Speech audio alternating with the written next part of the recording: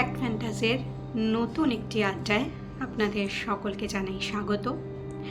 Fact ফ্যান্টাসির আজকের আড্ডা একটি পুরাণ কাহিনী নিয়ে, শ্রী রাধা এবং শ্রীকৃষ্ণের বিচ্ছেদের কাহিনী নিয়ে।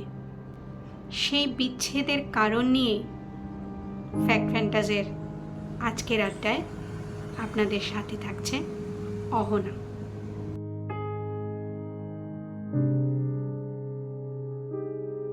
রাধা কৃষ্ণের লীলা সবারই কম বেশি জানা, কিন্তু রাধা আর কৃষ্ণের এই বিচ্ছেদের মধ্যে রয়েছে একটা গল্প।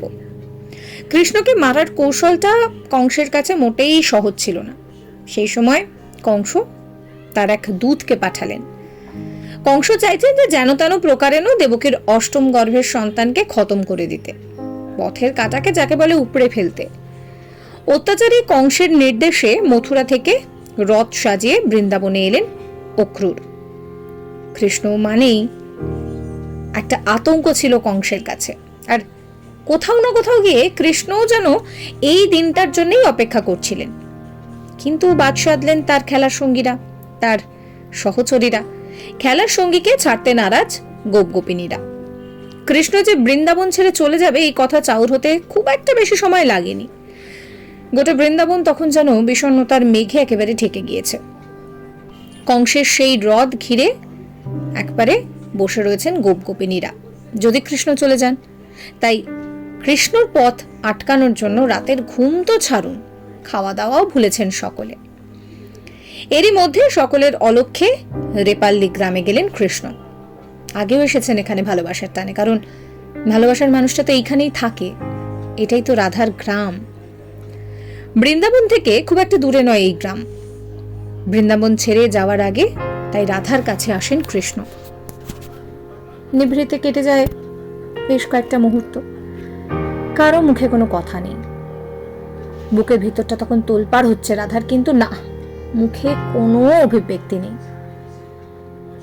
কৃষ্ণ সেখান থেকে চলে আসার আগে রাধা শুধু একটাই কথা বলেছিলেন যে আমার থেকে কেউ তোমাকে আলাদা করতে পারবে না। তুমি সশরীরে আমার সামনে না থাকলেও হৃদয়ে থেকে যাবে সব সময়। যাই হোক, এই পরিস্থিতিতে রাধাকে কোনো মতে সামলে গোপগোপিনীদের বুঝিয়ে শেষমেশ মথুরার পথে কংসের রাজপ্রাসাদের দিকে রওনা দিলেন কৃষ্ণ। বলরাম তার সঙ্গী। এরই মধ্যে যমুনা দিয়ে অনেক জল কেটে গিয়েছে বেশ কিছু বছর। অত্যাচারী কংস কৃষ্ণের হাতে শেষ হয়েছে, তাও অনেক দিন হয়ে গিয়েছে। শান্তি ফিরেছে মথুরায়। কৃষ্ণ তখন দ্বারকায় চুটিয়ে রাজত্ব করছেন। কিন্তু রাধার কথা কি তার এতটুকু মনে পড়ে? রাধা কিন্তু অস্থির। চণ্ডীদাসের বর্ণনায় সেই উল্লেখ রয়েছে। তিনি বলছেন যে বসিয়া বিরলে থাকায় একলে না শুনে কাহার কথা। যেন কিছুই রাধার ভালো লাগছে না। তার মন জুড়ে তখন কৃষ্ণের জন্য হাহাকার। স্বামী সংসারেও কৃষ্ণের কথা ভুলতে পারছেন না। দিনে দিনে কৃষ্ণের জন্য আরো উদ্গ্রীব হয়ে পড়লেন তিনি। একদিন স্বামী সংসার সমস্ত কিছু বিসর্জন দিয়ে সবার অলক্ষ্যে চুপিসারে শ্বশুর ঘর ছেড়ে বেরিয়ে এলেন। বৃন্দাবন ছেড়ে তার গন্তব্য তখন দ্বারকা। দিনের পর দিন হাঁটতে হাঁটতে ক্লান্ত রাধা। খাওয়া নেই, ঘুম নেই, শরীরটা দুর্বল হয়েছে, জৌলুস হারিয়েছে।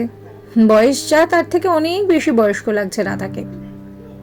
হাঁটতে হাঁটতে একদিন পথ এসে মিশল দ্বারকায়। কতটা পথে কতগুলো দিন হেঁটেছেন না, কোনো হিসেব নেই। দেখতে পেলেন দ্বারকার সেই রাজপ্রাসাদ। দুর্বল মুখে অবশেষে হাসি ফুটল। অন্যান্য প্রজাদের সঙ্গে রাজপ্রাসাদে ঢোকার অনুমতি পেলেন। দেখতে পেলেন প্রাণের মানুষটাকে। তবে এত প্রজার সমাগমে রাধাকে চিনতে ভুল করেননি কৃষ্ণ। জীবনের প্রান্ত সীমায় পৌঁছে এত পর অনেকগুলো দিন কৃষ্ণের সান্নিধ্যেই তো কাটিয়েছেন, তবে রাজপ্রাসাদে দাসী হিসেবে। মানসিকভাবে তারা একসঙ্গে ছিলেন, আধ্যাত্মিকভাবেও একসঙ্গে ছিলেন। যাতে কাছ থেকে চোখের দেখা দেখতে পান, তাই কৃষ্ণের অনুমতি নিয়ে রাজপ্রাসাদে দাসীর কাজ নিলেন। কৃষ্ণ কোনো আপত্তি করলেন না। রাজপ্রাসাদে আর কেউ রাধাকৃষ্ণের সম্পর্কের কথা জানতেন না। রাজপ্রাসাদে দূর থেকে রোজ কৃষ্ণকে তিনি দেখতেন। একটা সময় এলো যে কৃষ্ণের থেকে এই দূরত্ব, এই বিচ্ছেদ রাধা মানতে পারছেন না। অতীতের কৃষ্ণের সঙ্গে তো তিনি মেলাতেই পারছেন না। কৃষ্ণের কাছে থেকেও তার পাশে থাকতে না পারার ব্যথাটা তাকে যেন কুড়ে কুড়ে শেষ করে দিচ্ছে। ফলে কৃষ্ণকে না জানিয়ে আচমকা একদিন প্রাসাদ ছেড়ে বেরিয়ে পড়লেন রাধা। রাধা তখন আরো দুর্বল, শরীর ভেঙেছে, অকাল বার্ধক্য গ্রাস করেছে তাকে। কোথায় যাবেন, কি করবেন, কিচ্ছু জানেন না। কিন্তু রাধা না জানলেও কৃষ্ণ তাকে ঠিক অনুসরণ করে গিয়েছে। যখনই অবসন্ন হয়ে পড়েছেন, পরশ পেয়েছেন প্রাণের মানুষটির। তার স্পর্শে চেতনা ফিরে পেয়েছেন রাধা। লীলাসঙ্গীর ঐশ্বরিক ক্ষমতায় আবারও মোহিত হয়েছেন। রাধা বুঝতে পারছিলেন যে তার আয়ু ফুরিয়ে এসেছে, চলে যাওয়ার সময় হয়েছে। রাধার মুখের দিকে তাকিয়ে কৃষ্ণ জিজ্ঞেস করলেন যে তুমি কি চাও? এই প্রথমবার, কিন্তু এর আগে কখনো কৃষ্ণ এইভাবে জানতে চাননি। রাধা মৃদু ঘাড় নেড়ে বললেন না, কিচ্ছু না। কিন্তু কৃষ্ণ জোরাজুরি করতে থাকলেন, তুমি তো আমার কাছে কোনোদিনই কিছু চাওনি, কিছু চাও আজ। যে বাঁশি তাকে ব্যাকুল করত বৃন্দাবনে, সেই বাঁশি শুনতে চাইলেন রাধা শেষবারের মতো। সেই বাঁশি শুনতে শুনতেই নিথর হয়ে এলো রাধার দেহ। প্রিয়তমার আত্মা মিশে গেল কৃষ্ণের শরীরে। বাঁশিখানি ভেঙে ছুঁড়ে ফেলে দিলেন জঙ্গলে, আর কোনোদিন বাঁশি বাজাবেন না।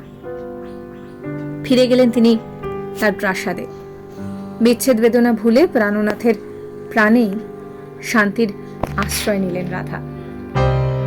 এইভাবেই রাধা কৃষ্ণের গল্প বছরের পর বছর, যুগের পর যুগ চলছে। এই ভিডিও আপনাদের কেমন লাগলো অবশ্যই কমেন্ট করে জানাবেন। ভিডিও ভালো লাগলে লাইক করবেন, শেয়ার করবেন, সাবস্ক্রাইব করবেন আমাদের চ্যানেলটিকে। আপনারা কি ধরনের ভিডিও দেখতে চাইছেন সেটাও জানাতে ভুলবেন না।